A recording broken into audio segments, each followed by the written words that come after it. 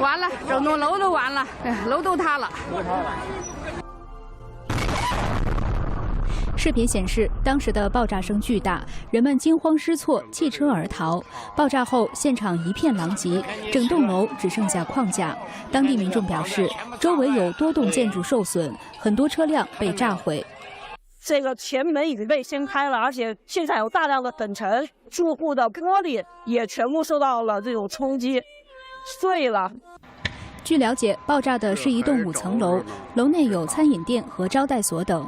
招待所老板娘遗体已经找到，但截至发稿，老板仍处于失联状态。三河市应急管理局通报称，爆炸事故是一炸鸡店疑似燃气泄漏引发的，有2人死亡，26人受伤，但该数据的真实性引发外界质疑。大家想，5层楼的宾馆都炸没了，才死2个人，这个数字鬼才会相信呢。所以说，中国的这个鬼话，大家千万别信。为那些朋友们祈祷吧，希望生命损失越小越好。爆炸发生后，当局立即禁止现场报道，多家媒体记者遭警察粗暴驱赶并带走，引发热议。视频显示，3月13号上午，一名官媒喉舌女记者正在事发现场做连线直播，随后有警察用身体挡住镜头，直播被迫切回演播室，演播室内的主播一脸茫然。一场爆炸，连喉舌记者都无法报道，引发网络热议。央视被拒绝采访，其实也并不奇怪啊，因为在中共这个体制之下啊，什么能够让媒体采访，什么不让媒体采访，啊，它都有内部的规定。因为官媒对于中共来说，也就是一个喉舌，仅此而已。当天下午，另一名官媒记者许梦哲在现场采访时，也遭到警察粗暴驱赶。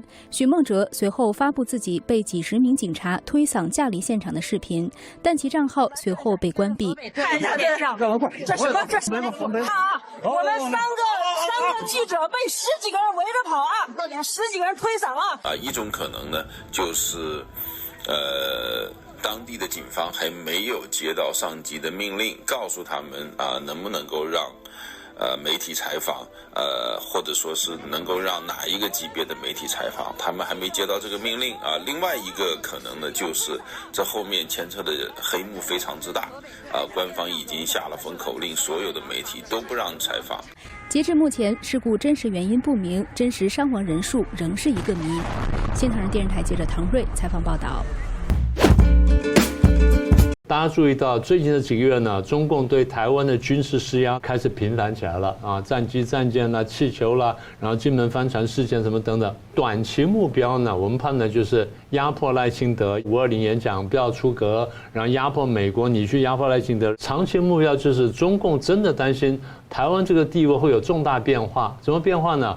第一，台湾最近国际能见度大增，乌克兰战争已经帮助台湾升高一次了。裴洛西访谈，中共这搞一次军事演习，第4次台海危机，当时我们就预测国际能见度一定提升。最近这一段时间呢，多国多团来台湾访问，而且估计520呢，如果没有什么意外的话呢，还会看到更多。中共希望能够把这个势头呢压下来。第二呢，中共不要在台美之间的官方的来往开始上升，不要说裴洛西来是毕业旅行。那盖拉格尔兰你又怎么讲呢？这些都是相当重要的人物，你说中共能不担心吗？我不反映的话，将来可能更多前仆后继的来。第3点，他看见美国跟台湾之间军事交流跟合作大幅增加。国防授权法案里面讲说，从今年开始，美军顾问呢会常驻金门、澎湖，不定期的去驻训各个特战的营队。所以今年美台之间军事合作是增加的。台湾的这些军队呢，以旅为单位到美国接受培训嘛，然后美国有人来这边培训。最新的消息就是美国可能要派陆军的特战部队，连这个来的单位都讲出来了，第1总队、第2大队、A 中队都讲出来，各派出3人小组进驻2栖营帮忙培训。中共担心什么呢？1979年，美国跟中共建交的时候，中共要求3个条件：第一，切断跟中华民国邦交；第二，废美国跟台湾的协防协定；第三呢，撤出美军顾问团。大家现在听懂我意思了吗？开始慢慢被翻转了，美军开始回来了。所以中共你说看在眼里，他不生气吗？那又不能大讲，因为大讲的话，他有大动作，他也不能把自己逼到墙角，他只能说美军挑衅必遭反击。那什么叫挑衅？那随他界定。所以我们看到，就是美国从台湾撤军这个政策，如果叫做被翻转的话，代表中共的政策失败。民主跟共产的对抗，现在正在世界上形成共识，世界慢慢开始二分了。二分意思就是你必须选边，你没有不选边的空间。现在如果一边是民主，一边是共产，你说台湾应该怎么选？现在全世界人都来帮台湾反共了，你觉得台湾应该怎么选？我们经常提醒大家，中共不等于中国，所以我常常提醒蓝营里面一些朋友，不要把中共当中国来爱，你要分清楚。当然，我也同时提醒绿营的朋友，不要把中国当中共来恨，都得分清楚。蓝绿白各阵营呢，都必须把中共跟中国分清楚呢，你们的政策才会准确，你们的选举空间才会比较大。否则你们是要把自己票源赶走。国际现在民主跟共产呢开始二分，开始对立的时候，大家必须看清楚局势，必须做出正确的选择。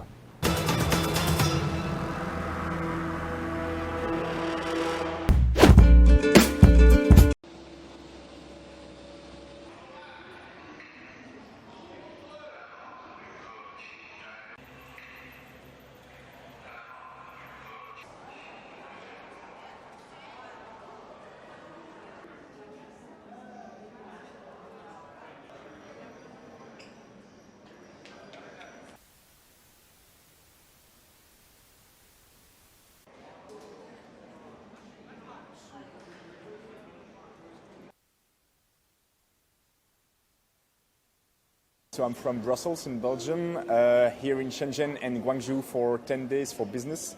And I think visa-free policy is very convenient for travelers from Europe and Belgium especially. 免签朋友圈持续扩容，进一步畅通了中外人员的往来，为加强经贸、人文等领域的交流合作带来了实实在在的便利。深圳机场边检站将结合口岸运行实际，不断优化勤务组织，合理调配现场警力，最大程度缩短候检时间。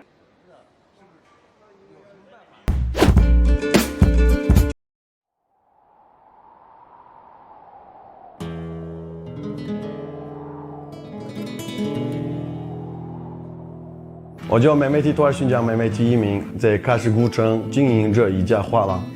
我从小就喜欢画画，经常在家里把墙上、地上画的到处都是。做个画家，画一辈子画是我小时候的梦想。幸运的是，爸爸妈妈非常支持我的想法。18 yaş vaqtimda Şinjan Pedagog Universitetining Güzel Sanat Ma'rif kasbiga qabul qilinib, kasbiy holatda mayboq o'rganishni boshladim. Men maktabdagi vaqtimda o'qituvchilarning ko'rsatmasi bo'yicha ustoz san'atkorlarning rasmlarini ko'rib, qalam ishlatishi, rang ishlatishni o'rgandim.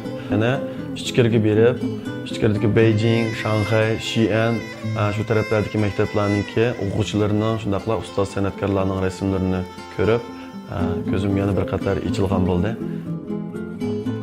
我最开始画画的时候偏重于写实风格，后来慢慢有了变化。 更喜欢选择用强烈、大胆的颜色。画喀什古城的时候，很多本地画家都会用黄色主调，我却喜欢各种各样的鲜艳的颜色。按这幅画，黄色的部分都是阳光的颜色，蓝色和紫色这部分都是银子的颜色。这幅画是我眼里的喀什炽烈多彩。 喀什古城是个充满生活气息和艺术气息的地方。我开画廊的地方就是大家常说的有画一条街。这一条街上开了好几家画廊，既有画了几十年前辈，有和我一样的年轻人。画的主题大多以喀什古城、新疆的风光、风景、人文民俗为主。 随着这几年来喀什旅游的人越来越多，不少游客喜欢带一些有新疆元素、喀什味道的纪念品回去。我们的油画作品也是卖得很好。喀什是一座有魅力的城市，常用画笔画它的人永远不会少。 Qashqarning taraqqiyoti uch qanday taraqqiy qilyotdi, shundaqla xalqning turmushining o'zgarishi intayin cho'ng. Men kelgusida meningcha Qashqarni